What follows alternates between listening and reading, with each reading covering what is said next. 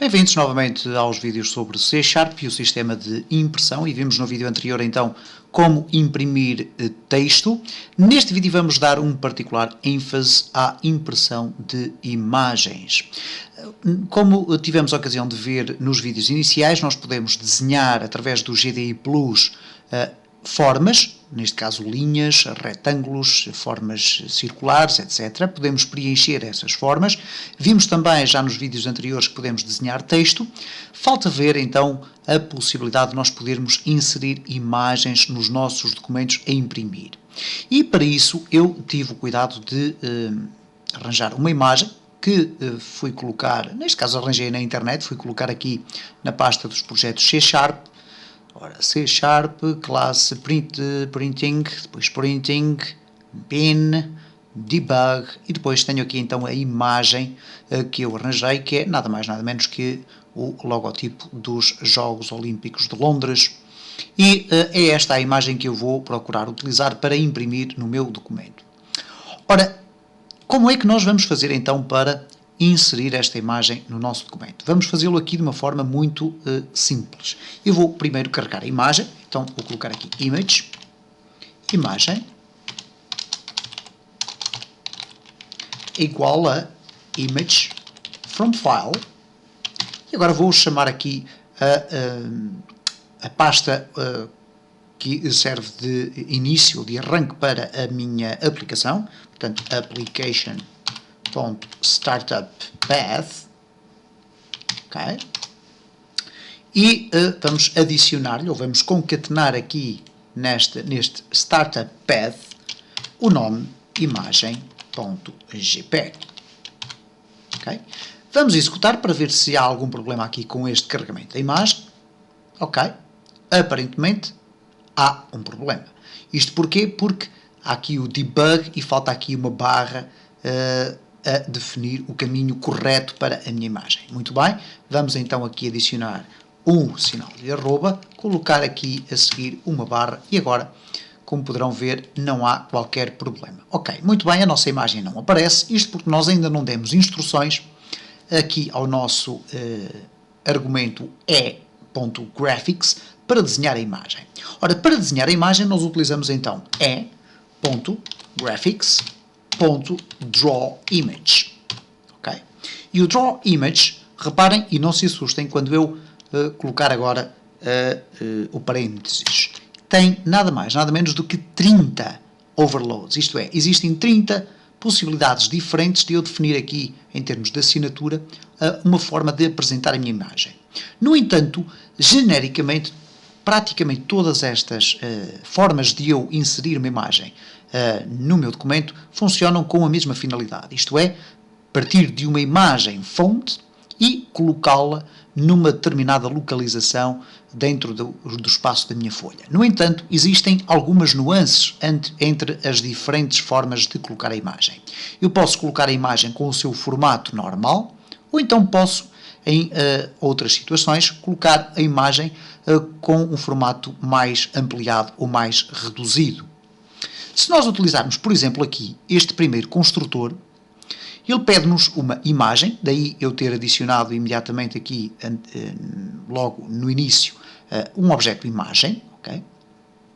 E depois pede-nos uma estrutura do tipo point, que já aqui referimos. Então vamos fazer a experiência, neste caso, imagem.jpg, que nós temos aqui, imagem, vírgula, new point, e neste caso, quando formos a definir as coordenadas do ponto, neste caso o x e o y, estamos a dizer a que distância é que do canto superior esquerdo da nossa folha vai ser apresentada a imagem. Portanto, se nós colocarmos aqui 100,100, a imagem não só vai aparecer aqui neste ponto com estas coordenadas, como também vai aparecer com as suas dimensões normais. Então vamos aqui fazer a execução do nosso código, vamos fazer prever, e cá está então a imagem nas suas dimensões normais. Mas vamos imaginar que esta imagem seria para usar numa folha de relatório, por exemplo aqui na zona de cabeçalho, qualquer coisa do género. E por isso iríamos ter necessidade de colocar uma imagem com dimensões bastante mais reduzidas. Ora, então neste caso o que nós vamos aqui fazer é, por exemplo, dividir a largura e a altura da imagem por um determinado fator. Então, neste caso, nós vamos fazer o seguinte. Vamos criar aqui um int largura é igual a image, ou imagem, ponto width, que é a largura, sobre 4. Okay? E o int altura é igual a image, ou imagem, ponto height, a dividir por 4. E o 4 aqui neste caso será o fator de divisão das dimensões da minha imagem. Ora, para este caso, nós não vamos poder utilizar este construtor. Vamos ter que utilizar um construtor que nos possa definir qual é a fonte da imagem, isto é, as dimensões originais da imagem, e depois as dimensões finais da imagem que nós pretendemos colocar no nosso documento. Então, neste caso, vamos colocar imagem. Este será sempre um parâmetro absolutamente necessário, mas agora vamos procurar aqui um overload que nos peça, por exemplo, duas estruturas rectangle. Okay? E reparem no overload número 11. Ele pede-nos um rectangle dest rect e um rectangle source rect. E depois o graphics unit, que nós vamos utilizar também como sendo o pixel. Ora, o que é que significa o dest rect e o source rect? Significa exatamente isto. O source rect é o retângulo que define a imagem de fonte, ok? A imagem original. E o destination ret é o retângulo que vai definir a área onde a minha imagem vai ser impressa, ok? Então eu vou começar por definir aqui um new rectangle. E, neste caso, no exemplo anterior, nós utilizámos as coordenadas 100, 100. Então, eu posso colocar aqui 100,100. E, neste caso, como eu tenho, então, a largura e a altura calculada em função da divisão, quer da largura, quer da altura da imagem original, eu posso simplesmente colocar aqui largura, vírgula, altura. Okay? E, imediatamente a seguir, vamos ter que criar. Eu vou aqui fazer uma pequena alteração para facilitar a leitura do código. Vou colocar cada uma das instruções na sua linha. Neste caso, agora vamos criar um new rectangle que vai definir o formato original da imagem. Ora, o formato original da imagem é muito simples de definir. 0,0, que é a coordenada do canto superior esquerdo da imagem original, e depois o imagem, falta aqui uma vírgula, imagem.width, vírgula, imagem.height. E nestas circunstâncias o que nós temos é a totalidade da área da imagem. Okay? Vamos colocar aqui vírgula e agora vamos definir o graphics unit. E reparem que pela assinatura o próprio sistema foi detectar a quantidade de argumentos que nós estamos a utilizar e, portanto, sugeriu-nos aqui um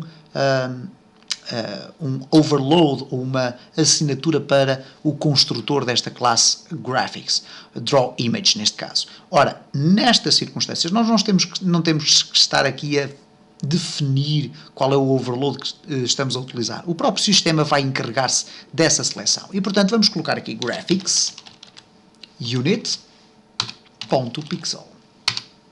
Vamos fechar. Vamos colocar o ponto e vírgula para fechar esta instrução Draw Image e vamos testar o nosso programa. Prever e reparem como, nesta circunstância, o ícone tornou-se substancialmente mais pequeno, neste caso corresponde a 1/4 do seu tamanho original. Evidentemente que se eu agora quisesse alterar o posicionamento desta imagem, bastaria alterar aqui estas coordenadas e colocar, por exemplo, 50, 50, e teríamos aqui a imagem no canto superior esquerdo da nossa página, pronta a ser utilizada, por exemplo, como um logotipo do nosso relatório. No próximo vídeo vamos ainda brincar mais um pouco com o Draw Image.